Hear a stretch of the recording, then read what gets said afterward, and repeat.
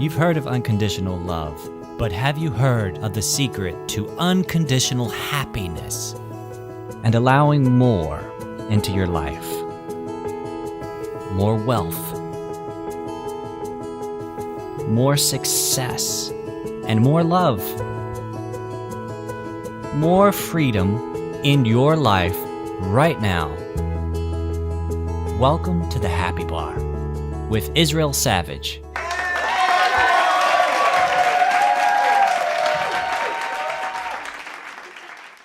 Our greater self leaves these breadcrumbs that we can either choose to pick up and follow or not.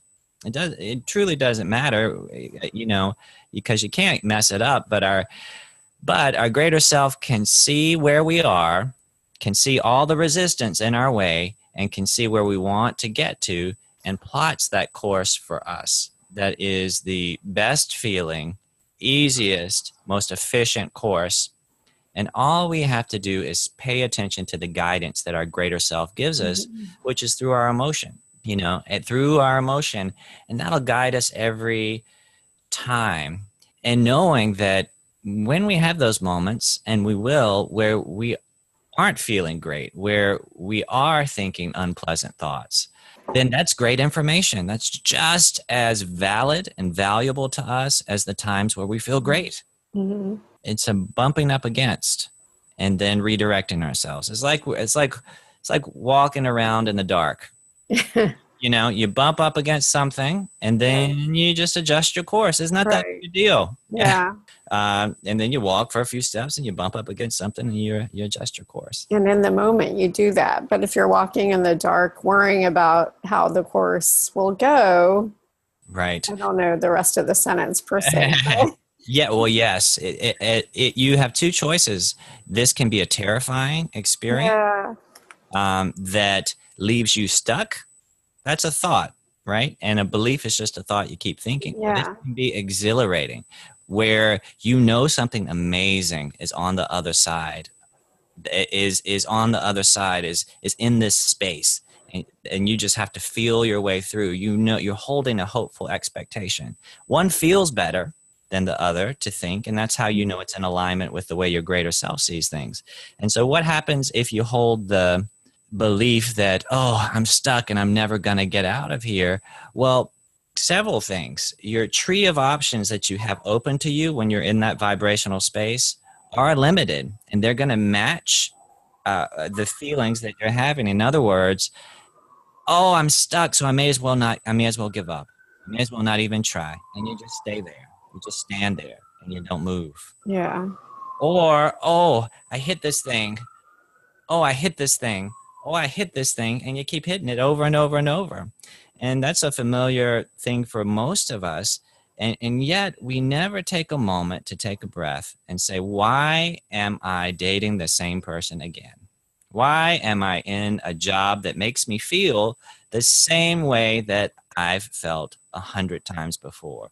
How on earth have I recreated for myself the same of the same of the same? And it's an easy answer if we step back.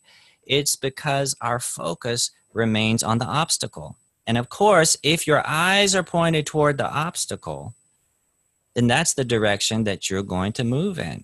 It happens to me all the time.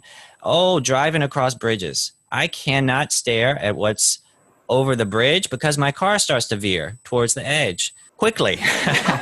When I watch my son loves to be chased. I've shared this before. He loves for people to run after him, and he will look behind him to see if you're following him, and inevitably he veers off. Instead of running in a straight line, he runs kind of curved and usually bumps into something eventually because his eyes aren't dead.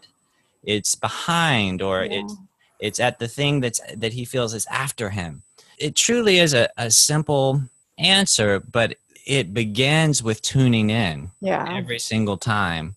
And then we receive the answer. And so it's a constant tuning in that has to happen like a radio station into what we want. If you want heavy metal, you go to 106.1 where I grew up. That's where you might go, or classic rock. If you want jazz, you would go to maybe, I don't know, 97.5. That's where you would go. You would never go to 106.1 and expect to hear Louis Armstrong. And so you decide how you want to feel, and you decide what it is you want. And that's the desire part. And really, there's not much consciously that has to happen there, because just by bumping up against the things that you don't like, it creates a desire for, okay, I'd like to get away from this obstacle. I'd like to do something different.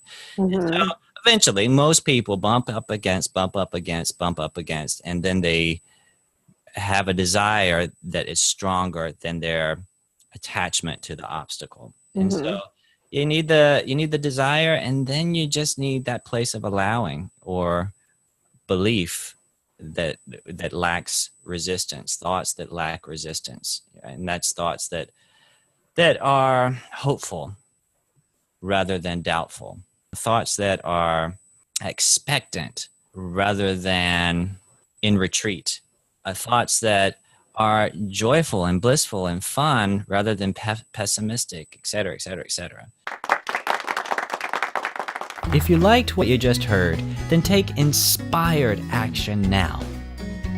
That's right, act while you are feeling good. And build on your momentum. Schedule your free discovery call with me at INstudios-nyc.com/happy bar.